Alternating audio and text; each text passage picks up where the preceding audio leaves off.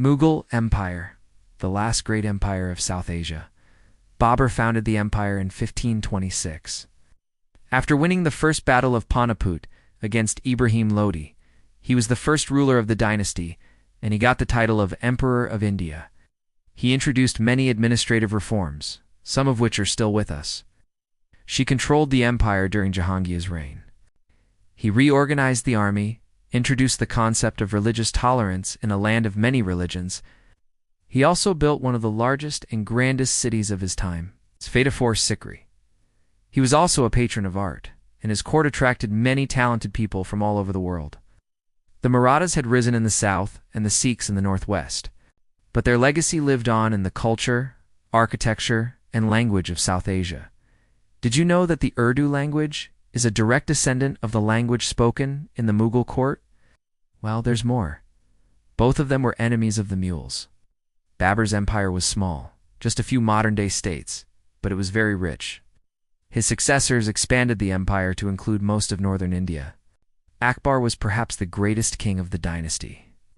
Akbar's son Jahangir was not a great emperor, but his wife, Nur Jahan, was very powerful. Shah Jahan was the third son of Akbar and the builder of the Taj Mahal. He is considered to be the monarch who took the empire to its peak of grandeur, but he is also the reason for the fall of the dynasty. You see, Shah Jahan's empire stretched from Kabul to Calcutta, but it was very unstable.